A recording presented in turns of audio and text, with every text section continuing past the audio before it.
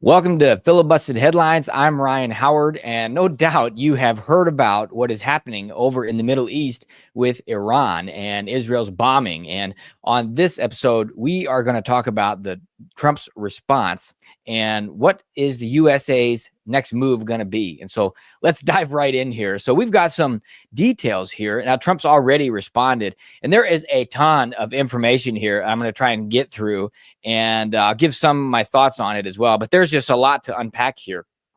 And so this, I want to set this up. I'm sure you've already heard about these details. I was getting texts at like midnight last night about this from people. And, you know, this is really the largest attack on Iranian soil since the Iran-Iraq war from 1980 to 1989. And so I read that analysts and officials describe this as a maximalist strike on a scale that has not been seen in 30 years. And so I wanted to give a couple of highlights here, because this is really, it was Operation Rising Lion, and it launched multiple waves in a single night. 200 fighter jets, drone swarms, covert sabotage over everything. They hit over 100 key military and nuclear sites. I mean, this is massive. I mean, look at this. And so they took out many leaders, and I've seen experts talking about how this really, they caught Iran's air defenses sleeping. They were caught sleeping, and Israel's ability to penetrate so broadly just shows a strategic leap that we really haven't seen in decades. So, I mean, this is not just a cute little quick thing that happened. This is something that is absolutely devastating. And so they actually have a quote here from the New York Times. It says, Israel launched waves of airstrikes that targeted key Iranian infrastructure, including a major nuclear facility at Natanz, which an Israeli military spokesman confirmed that suffered significant damage. These strikes also decapitated Iran's military chain of command, killing several top military officials, and hit air defenses and military bases. This marks the first time Israel has successfully struck Israel's nuclear facilities. So this is very significant. And so it's important that we understand what is going on from the U.S. as well. And so, you know, I want to point out that, you know, this really, if you look at the history over the last 20, 25 years of what's going on with Iran around the world, we've seen pushback from the with global organizations and pushing against them, the IAEA, the Atomic Board, and what we saw real sanctions against them coming around. But here in the last just few days, we really saw an escalation of the rhetoric of what was going on here and threats. I mean, they were threatening to wipe out all of U.S. targets, all U.S. facilities within reach, all U.S. assets. They threatened all of these if the U.S. were to respond and do these sorts of things. And Trump also has been very clear, and we're going to read some quotes here from both sides. But before the attack, Israeli officials, you know, the question is whether the U.S. was involved. And before this attack, it is understood that the U.S., the Israeli officials informed the U.S. that they would likely be taking that move.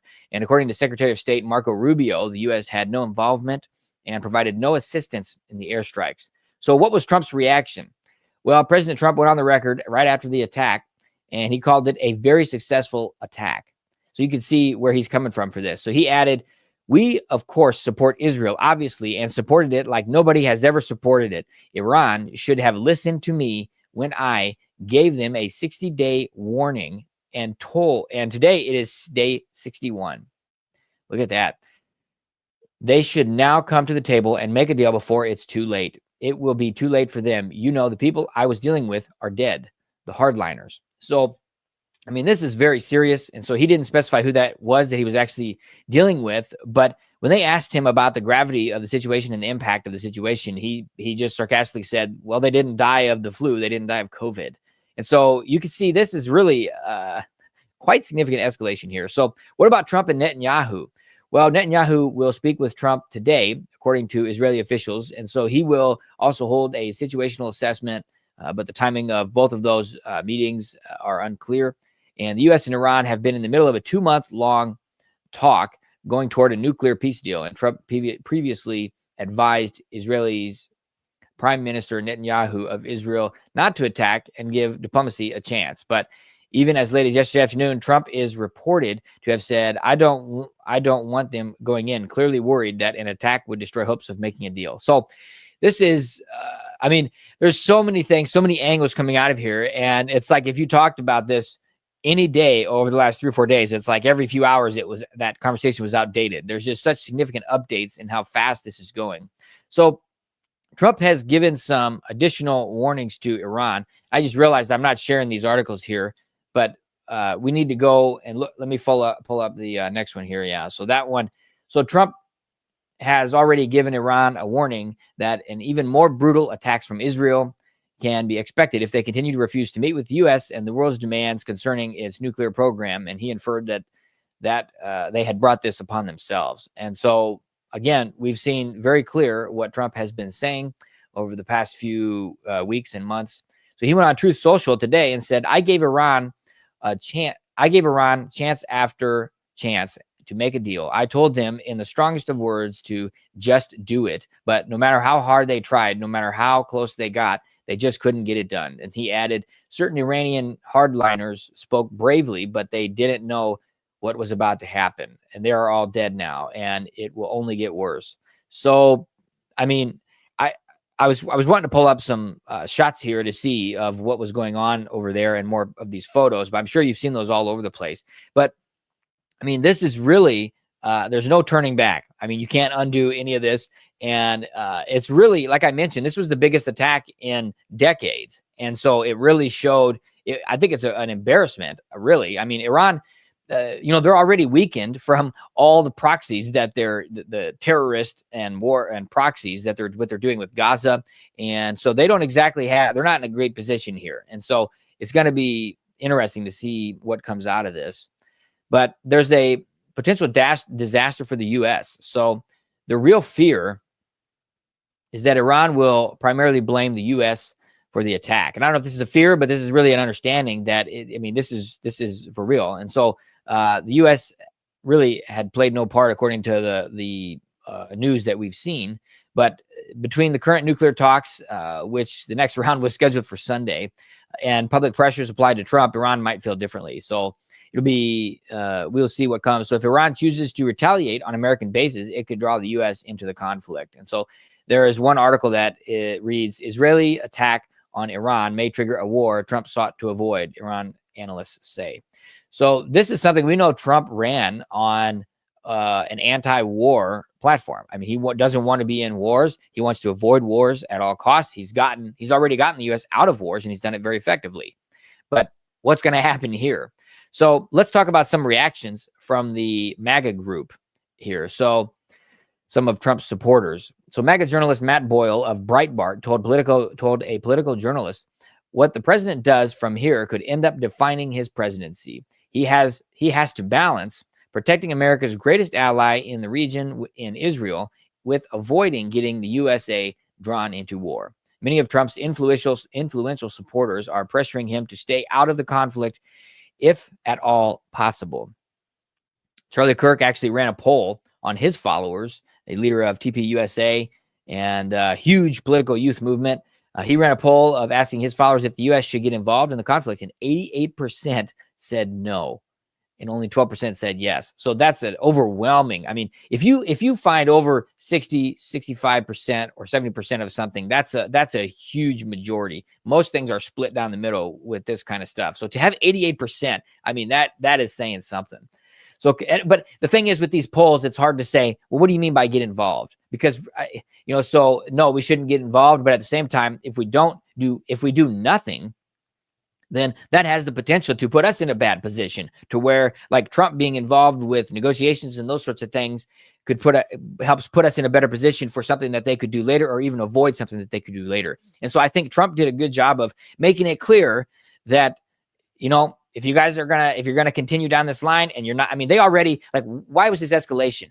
They broke the international agreements as far as uranium enrichment and what they were doing. Like Iran went past what they were supposed to do, like what they agreed to do, and they continually did that. And then after they got an actual censure from this international organization, they came out and said, oh, by the way, we've got another secret site, and so we're doing this. And they tried to show that save face and look like they're in charge and look like they're not going to be threatened. But we just saw this.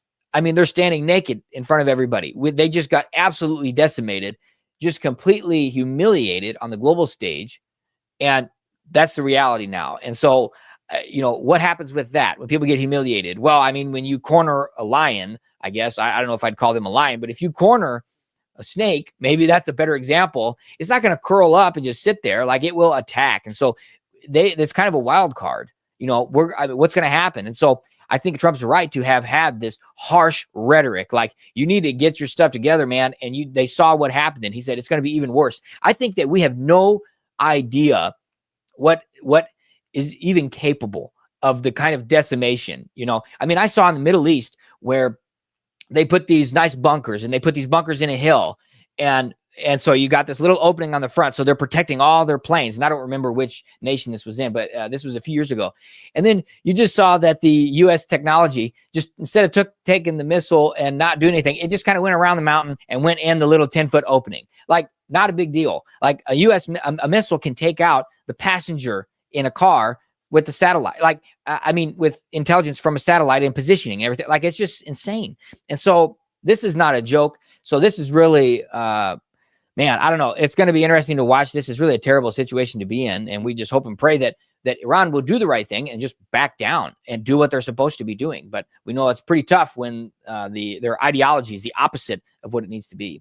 So considering Trump's public stances on the war up to now, we should assume that he has the same goal in mind about peace. And so I think even these threats and even these kinds of things, this is really a show of force to push them to, like, wake up. Like, you guys need to wake up. Like, look at this and look what happened. And so we have evidence of it now.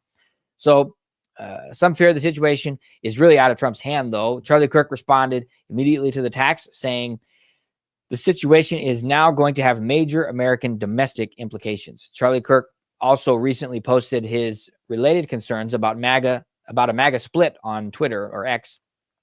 He says, no issue currently divides the right as much as foreign policy. I'm very concerned, based on what I've seen in the grassroots over the last few months, that this will cause a massive schism in MAGA and potentially disrupt our momentum and our insanely successful presidency.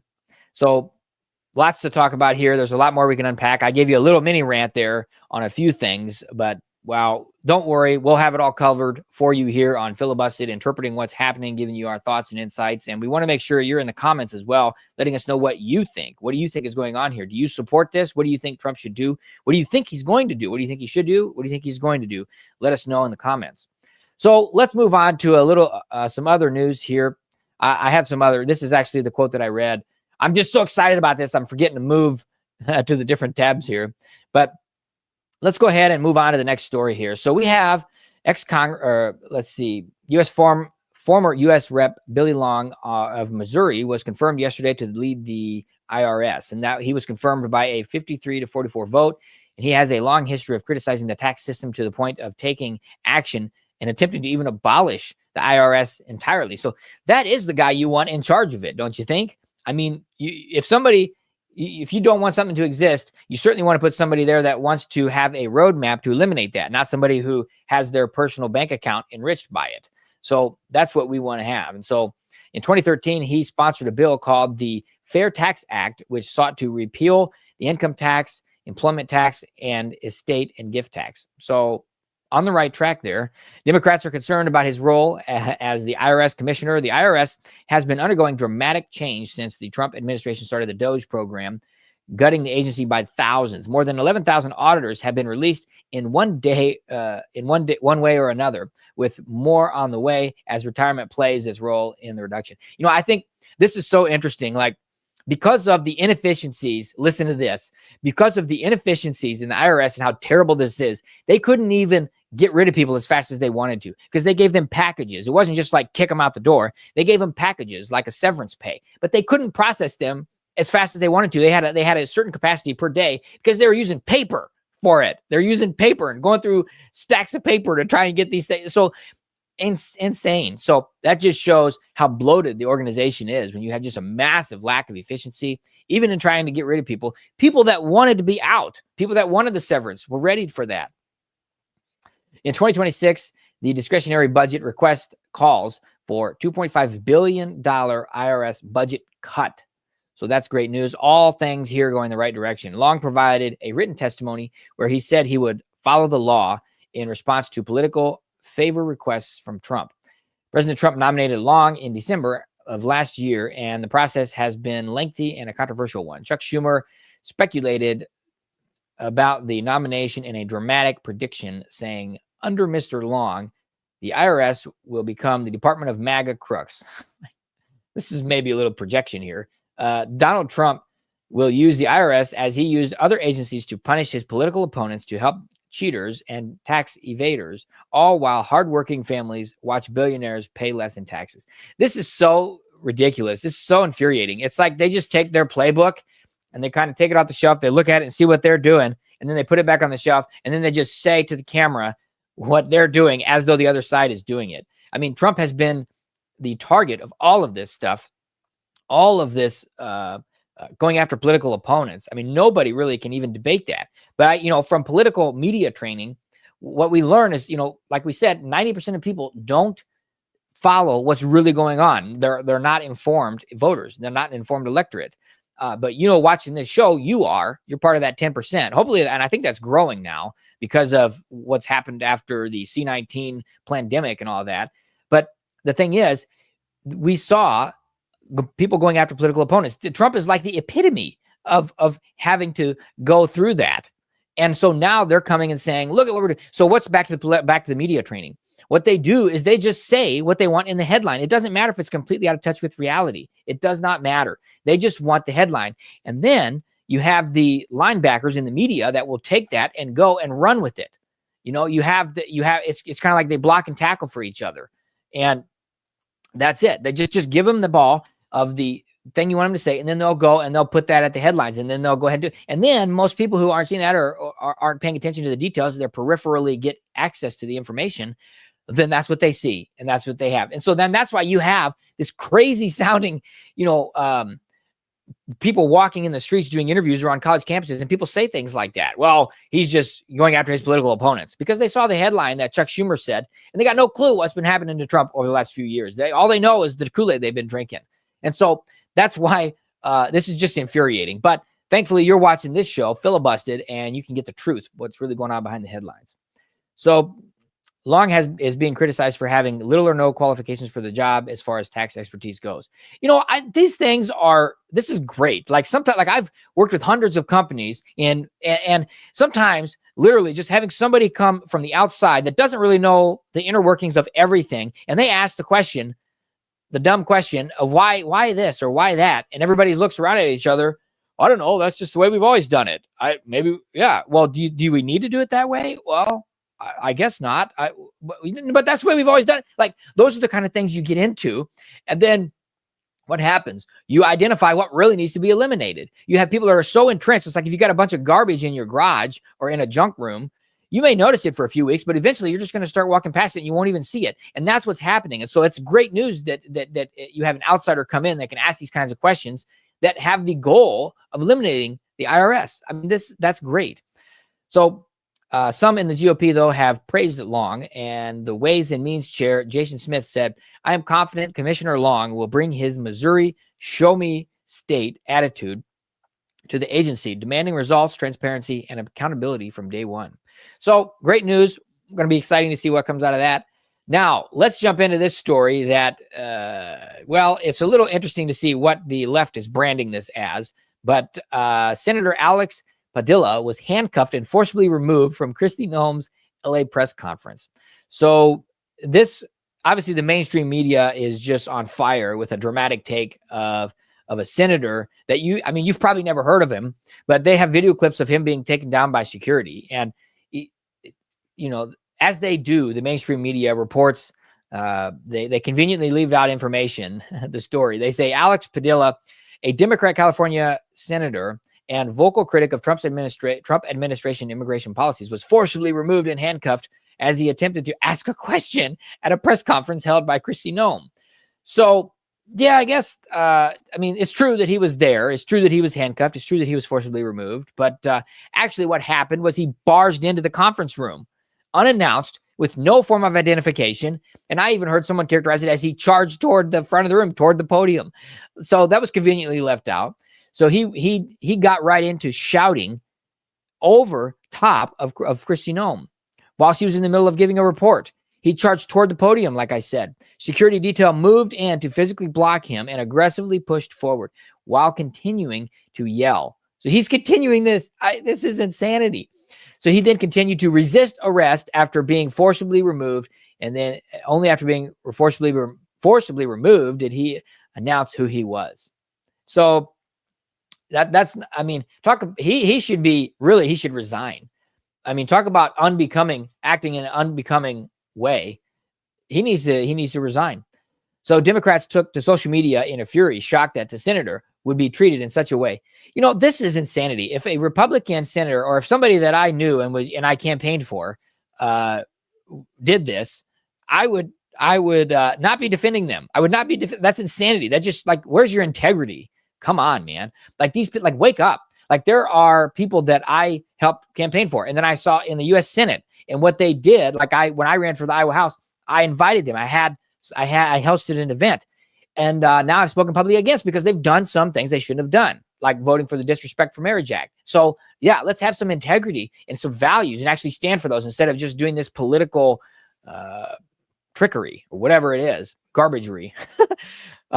So Nora Torres, a California representative, said Senator Alex Padilla was dragged and handcuffed out for daring to question Secretary Noem. This wasn't a threat. It was dissent.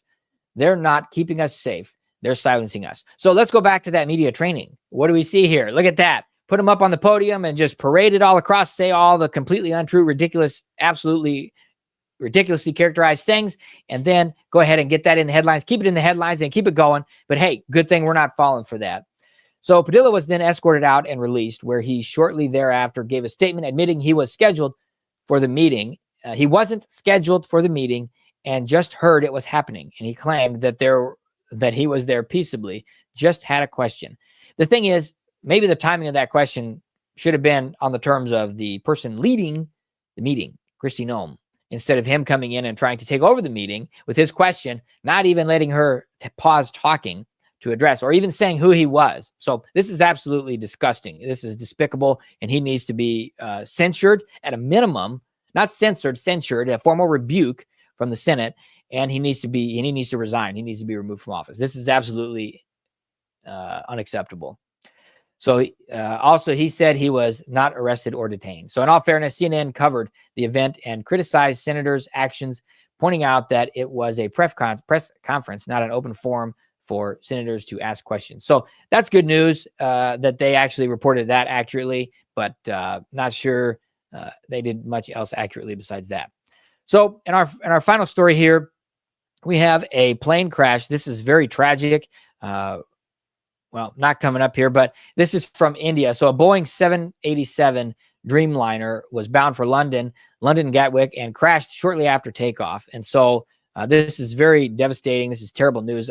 There was 242 on board. There was 230 passengers and 12 crew members. 241 died, and the one British national survived. And so he escaped through an emergency exit near seat 11A. And so at least 28 people on the ground also lost their lives, including medical students and brings the total death toll to around 269. And so investigators did recover the black boxes on that. So there'll be more to come around that. But that is really tough. I mean, this is terrible news. But Boeing finally got done dealing with another serious incident that they had. And so now the new CEO has got to deal with this one. So it's going to be a tough thing for them to come out of, and we'll see what comes from there. But wow, what did you think about today? I want to know what you think. Get in the comments and let me know what you think about what's going on with all of these. And I want to know what you think. What are your predictions? I think that, there's so much more that we could say about this, but it's really been fun talking with you today here.